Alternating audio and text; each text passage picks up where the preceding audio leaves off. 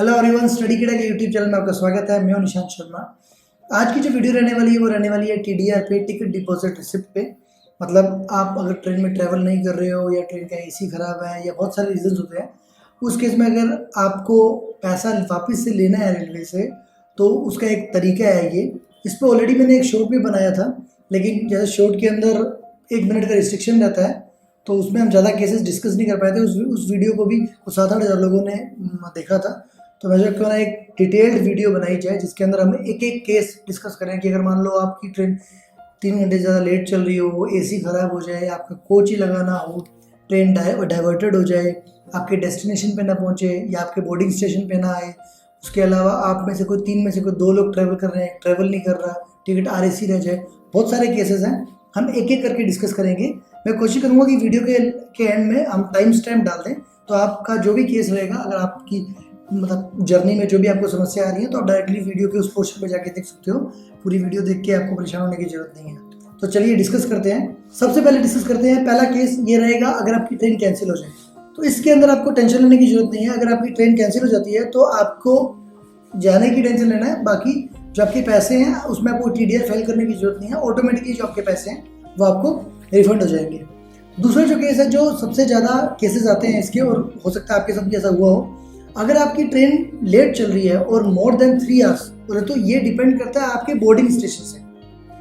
Starting station से मतलब नहीं है उसको, वो ट्रेन कहीं से भी चल रही हो, लेकिन आपके बोर्डिंग स्टेशन पे अगर वो 3 घंटे से ज़्यादा लेट आ रही है तो आप TDR फाइल कर सकते हो और पैसे क्लेम कर सकते हो अगर आप उस ट्रेन में ट्रैवल नहीं कर रहे हो तो। लेकिन ट्रेन में ट्रैवल करने से पहले आपको TDR फाइल करना पड़ेगा, मतलब बोर्डिंग स्टेशन पे वो ट्रेन आने से पहले आपको TDR फाइल करना पड़ेगा। अब जो थर्ड केस है ना, वो थोड़ा सा इंटरेस्टिंग है। इसका नाम है डिफरेंस ऑफ फेयर। इसका मतलब है, मान लो आपकी ट्रेन की बुकिंग थी 2nd AC की, बट जब आपकी कंफर्म टिकट बन के जब चार्ट बना तब आपको 3rd AC में डाल दिया। या फिर आपको जो बुकिंग हुई थी वो आपकी स्लीपर क्लास या 3rd AC किसी भी क्लास में हुई थी, आपके पास बोगी नंबर भी था, मान लो B1 में था या S7 में था, लेकिन जब ट्रेन आई तो पता लगा वो बोगी नहीं है, उसके अंदर लगी नहीं, कोच ही लगा नहीं हुआ उसके अंदर। तो उस केस के अंदर हम ये TDR फाइल कर सकते हैं। अब क्वेश्चन ये होगा कि कभी ऐसा हो सकता है कि कोच ही ना लगाओ, तो होता है। मान लो जो ट्रेन चलती है वो 2 ऐसे स्टेशन के बीच में चलती है जहाँ पर एक ट्रेन एक स्टेशन से शुरू होती है, दूसरे स्टेशन तक जाती है, आधे घंटे 1 घंटे बाद वो ट्रेन साफ सूफ होकर वापस वहीं से वापस शुरू होकर और इस स्टेशन तक आती है। अब मान लो जिस स्टेशन से वो रिटर्न करती है वो एक छोटा स्टेशन है, मतलब जहाँ पर एक्स्ट्रा कोचेज नहीं होते या कुछ ऐसी व्यवस्था नहीं होती, और जब वो ट्रेन जा रही थी उस टाइम पे किसी एक कोच में, मतलब S7 के अंदर या B1 के अंदर कोई प्रॉब्लम आ गया, S7 का ब्रेक जाम हो गया या मान लो कुछ और इशू आ गया, फायर इंसिडेंट हो गया, कुछ भी हो गया, तो अब उस S7 को जब रिटर्न करेगी वो ट्रेन तो उसमें तो लगा नहीं सकते वो, तो उस कोच को बाहर निकालना पड़ेगा। तो जब वो उस कोच को बाहर निकालेंगे तो ऐसी कंडीशन के अंदर आपको TDR फाइल करने का मौका मिल जाता है, बिकॉज आपके पास आपको एक डिफरेंस ऑफ फेयर गवर्नमेंट मतलब रेलवे को आपको देना पड़ेगा। इसमें क्या आपको 2 चीज़ों का ध्यान रखना है।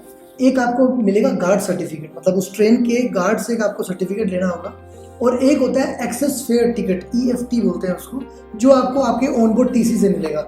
ये दोनों सर्टिफिकेट आपको लेने हैं, और जिस डेट को आपको ये सर्टिफिकेट मिलेंगे, मतलब जिस दिन आप ट्रैवल कर रहे हो उस दिन से लेके 2 दिन के अंदर अंदर आपको वो दोनों सर्टिफिकेट IRCTC की जो आप देख रहे हो इस एड्रेस पे आपको ये पोस्ट करना पड़ेगा, और ओरिजिनल सर्टिफिकेट आपको पोस्ट करने पड़ेंगे, और TDR आपको फाइल करना पड़ेगा। उसके अंदर बहुत सारे ऑप्शन आते हैं, तो ये एक्सेस फेयर वाला जो है, डिफरेंस ऑफ फेयर, उसको चूज करके TDR फाइल कर देना।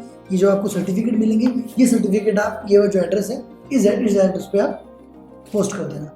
वही जितना उसका प्रिस्क्राइब टाइम है उसके अंदर आपको पैसा वापस आ जाएगा। अगला केस है AC फेलियर के अंदर, मतलब मान लो आपका AC काम नहीं कर रहा बोगी का, तो उसके केस के अंदर भी आप TDR फाइल कर सकते हो।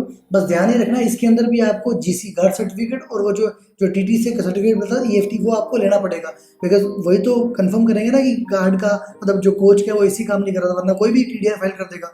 बस 20 घंटे के अंदर आपको TDR फाइल करना पड़ेगा, और वही दोनों सर्टिफिकेट ओरिजिनल सर्टिफिकेट को आपको इस एड्रेस पे पोस्ट करना पड़ेगा। अगला केस आता है पार्टी पार्शियली ट्रैवल्ड।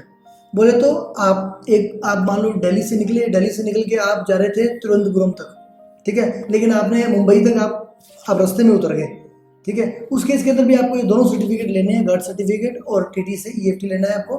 ये लेके आपको क्या करना है, दोनों सर्टिफिकेट और सर्टिफिकेट तो पोस्ट कर देने हैं और TDR फाइल कर देना है। TDR जो आपको फाइल करना है वो आपकी ट्रेन की अराइवल, जो एक्चुअल अराइवल है उसके 72 घंटे तक आपको TDR फाइल करना पड़ेगा, उसके बाद आप एलिजिबल नहीं होगे, आपको TDR का पैसा नहीं मिलेगा। अब अगला केस आता है, ये वाला केस ना बहुत सारे लोगों को पता नहीं होगा, पैसेंजर नोट ट्रेवल्ड। मतलब मान लो आपकी ट्रेन की टिकट थी, आपकी टिकट भी कंफर्म थी, चार्ट बन गया। अगर टिकट आपकी कंफर्म है तब, और चार्ट बनता है 4 घंटे पहले, तो 4 घंटे पहले अगर चार्ट बन चुका है उसके बाद तो आपको कुछ नहीं हो सकता। जो टिकट कंफर्म है, अगर आपने वो कैंसिल नहीं की तो आपको उसको कुछ भी नहीं मिलेगा, वो खत्म हो गई। बट अगर आपकी टिकट मान लो RAC में है, तो ट्रेन डिपार्चर से आधा घंटे पहले तक भी आप TDR फाइल कर सकते हो। अभी आप ये मत सोचना कि यार RAC में है तो क्या दिक्कत है, जा ही सकता है आदमी। बट आप ऐसे ही केस लेके देखो कि कोई हस्बैंड वाइफ और उसका बच्चा है, उन तीनों में से किसी एक को RAC टिकट मिल गई। अब आपको पता होगा कि जब RAC टिकट मिलती है तब एक टिकट मिले चाहे सबको मिले, वो कंफर्म टिकट ट्रीट होती है, और बची हुई जो टिकट्स होती हैं उनको भी उसी एक सीट पे बैठना पड़ता है। तो एक सीट पे कैसे सभी बैठ के जाएंगे, और उन्होंने उस 3 टिकट के पैसे भी दे रखे होंगे। तो ऐसे केस के अंदर आप TDR फाइल कर सकते हो, और जो भी आपका पैसा है वो आप रिफंड ले सकते हो। अगला केस आता है, अगर आपकी ट्रेन डाइवर्ट हो गई है, तो ये यूजुअली मेजर केसेस होते हैं। मान लो कहीं एक्सीडेंट हो गया, या मान लो कोहरा बहुत ज़्यादा पड़ रहा है, उस चक्कर में ट्रेन को डाइवर्ट करना पड़ रहा है, तो उस केसेस के अंदर 2 केस बनते हैं। पहला केस क्या बनता है कि मान लो ट्रेन आपके बोर्डिंग स्टेशन पे नहीं आई, या फिर ट्रेन आपके बोर्डिंग स्टेशन पे तो आई लेकिन आपके डेस्टिनेशन स्टेशन पे नहीं जा रही। तो उन दोनों केस के अंदर ट्रेन डिपार्चर से लेके 72 आवर तक अगर आप TDR फाइल करते हो तो आपको पैसा रिफंड हो जाएगा, उस दोनों केस के अंदर। ठीक है, दोनों के लिए सेम है। अगला केस जो है वो आपकी टिकट जो है पार्शली कंफर्म्ड है। देखो, पहले मैंने एक रेलवे का रूल बताता हूँ। रेलवे क्या करता है, अगर आप एक ग्रुप में जा रहे हो, 4 लोग हो, 5 लोग हो, 6 लोग हो, अगर उन जितने भी लोग उनमें से अगर किसी एक की भी RAC या कंफर्म टिकट हो गई है, तो आप सारे लोग ट्रैवल कर सकते हो। मतलब अगर बाकी भी वेटिंग लिस्ट भी है तो भी आपको TC बाहर नहीं निकलेगा कि आपकी वेटिंग लिस्ट है। बट दिक्कत ये है कि आपको जितने लोगों की कंफर्म सीट है ना, सीटें आपको उतनी मिलेगी, लेकिन आपको कोई ट्रेन से उतारने नहीं वाला। अब मान लो आपने ट्रेन की टिकट बुक की, टिकट बुक करने के बाद 4 में से 2 लोगों की तो कंफर्म होगी और 2 लोगों की वेटिंग रहेगी, और 2 लोगों ने बोला कि नहीं हमको नहीं जाना। ठीक है, तो कितने लोग गए, पार्शियल मतलब आधे लोग ही गए ना। तो उस केस के अंदर भी आपको वही गार्ड सर्टिफिकेट लेना पड़ेगा, TC से सर्टिफिकेट लेना पड़ेगा, और आपको TDR फाइल करना पड़ेगा, और TDR आप फाइल कर सकते हो। और जो TDR है वो आपको 72 आवर के अंदर फाइल करना पड़ेगा। अब एक और केस बनता है, वो केस क्या बनता है कि आपकी टिकट पार्शली कंफर्म्ड है, ठीक है, चार्ट भी बन गया और आपको अब मूड हो गया नहीं, जाना ही नहीं है हमको, तो उस केस के अंदर भी आप TDR फाइल कर सकते हो। लेकिन इसके अंदर 2 रूल जो है वो क्लब हो जाते हैं। कैसे क्लब हो जाते हैं, मान लो 4 सीट में से आपकी 2 सीट जो है वो वेटिंग है, 1 सीट आपकी RAC है, 1 सीट आपकी कंफर्म है। चारों के तीनों केस ले लिए, तो जो कंफर्म सीट है और चार्ट बन चुका है उसका तो देखो पैसा मिलेगा नहीं आपको, ठीक है। लेकिन जो RAC है और जो वेटिंग लिस्ट है, तो वेटिंग लिस्ट और RAC अगर आप TDR डिपार्चर के आधा घंटा पहले फाइल करोगे तो उन तीनों टिकट के आपको पैसे वापस मिल जाएंगे। तो इस मतलब रूल के अंदर दोनों रूल और क्लब हो गए। तो आई थिंक इसके साथ सारे केसेस मैंने जो TDR के अंदर आते हैं वो डिस्कस कर दिए हैं। आपको कुछ भी कन्फ्यूजन हो तो आप प्लीज़ पूछना, बिकॉज एक के ऊपर एक रूल आता है वो ओवरलैप्ड है, इस चक्कर में हो सकता है कुछ कन्फ्यूजन आ गई हो। और कुछ भी कन्फ्यूजन हो आप कमेंट सेक्शन में ज़रूर लिखना, मैं ज़रूर कोशिश करूँगा जल्दी से जल्दी उसका रिप्लाई करने की। और जो TDR है तो उसका यूजुअल जो टाइम होता है वो 60 डेज़ के अंदर वो बोलते हैं आ जाएगा। कभी कभी इसको 1 साल भी लग जाता है, बट हाँ पैसा रिफंड आ जाता है अगर आपके, बिकॉज मेरे पास ऑलरेडी मेरा भी खुद का एक केस था जिसके अंदर मैंने TDR फाइल किया था, तो वही उसको आई थिंक 3 महीने लग गए थे, बट पैसा आ गया था।